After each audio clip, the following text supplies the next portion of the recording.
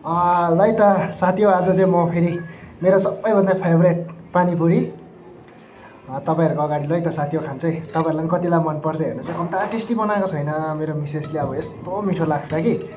ल त हेर्नुहोस् है त साथी हो, फेरि म चाहिँ यस्तो कम्ता बेसी खाँदिनँ नि त, 50-60वटा चाहिँ मैले मिनिमम पनि 50-60वटा खान्छु। अब कति भन्नु साथी, हेर्नुहोस् है।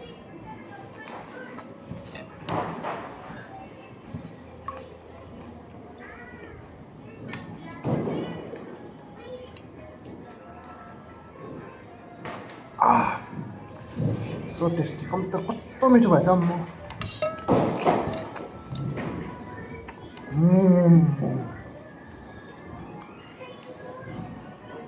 यो अन्त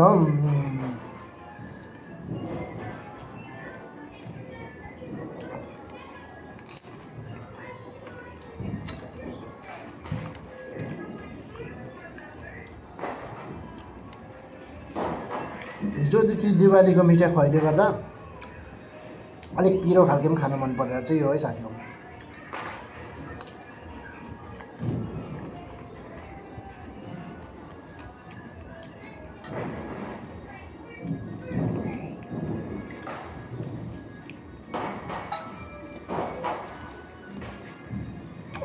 यो भिडियो बनाउनुभन्दा अगाडि पनि 37वटा खाएर बसेको।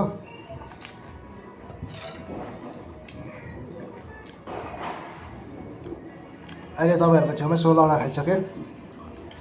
35 र 16 कति भयो? 53। यदि 54।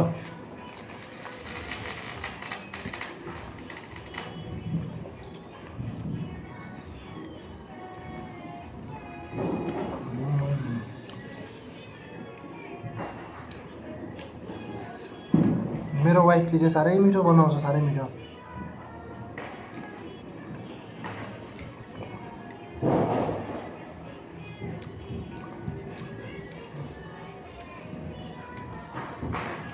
खान्छु मात्रै भन्नुपर्छ, कम्ता छिटो बनाइदिँदैन।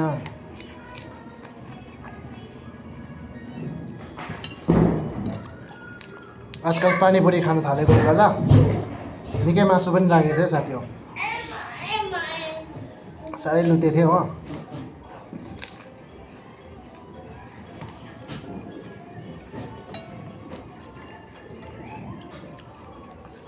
फेरि साह्रै लुतेले फेरि मैले पानीपुरी खाएर मासु लाग्यो भनेर बिहानै बेलुका यो खाएर मासु नलागेर फेरि मलाई कम्प्लेन चाहिँ नगर्नुहोस् है साथी हो। बा पानीपुरीले वा अरू कुराले मासु लागेको, तर मासु चाहिँ लागेको चाहिँ साथी हो।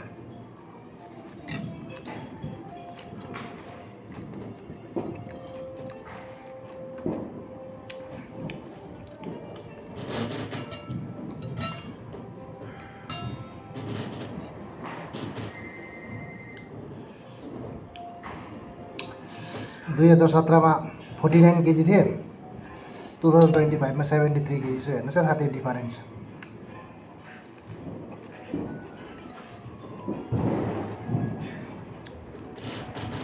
त्यो चाहिँ पानीपुरीले गर्दा साथी हो। ।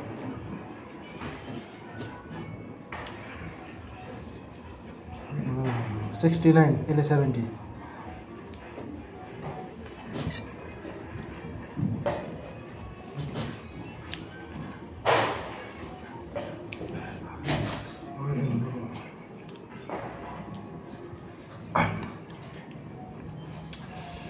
I'm 71.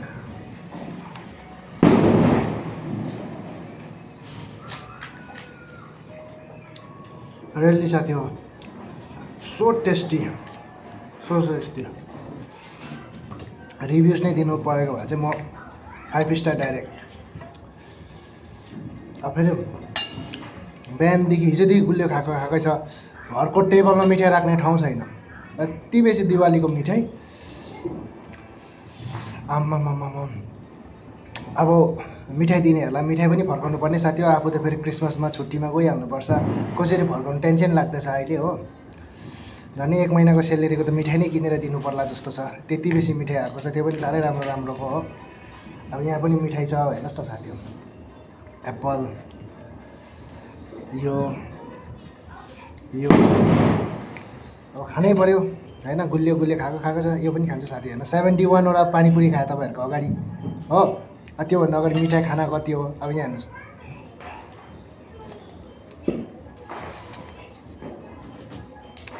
जेसुकै भन्न साथीहरू खाएकै जान चाहिँ डह्रो हुन्छ है साथीहरू। यो पनि मिठो लागेन त्यो पनि मिठो लागेन रुच्दैन भन्नेहरूको चाहिँ शरीरहरू जिरो फिगर भएर जान्छ। अन्त रोगले पनि छिटो भेट्छ है त। तर फेरि साथीहरू मेरो कुरामा मक्खै नहुनु, खानु मजाले पर्छ तर एक्सर्साइज या त काम मजाले गर्नुपर्छ है। फेरि जिउमा मासु मात्रै लगाएर खाएर मात्रै चाहिँ हुँदैन नि। फेरि सुँगुर हो भने चाहिँ बिग्छ होइन, मान्छे चाहिँ बेसी मासु लाग्यो भने चाहिँ बिमार मात्रै फैलिन्छ है साथीहरू। यसरी खानुहुन्छ। टेस्टी। थ्याङ्क यू साथीहरू। फेरि अर्को भिडियोमा भेट्नेछौँ है त।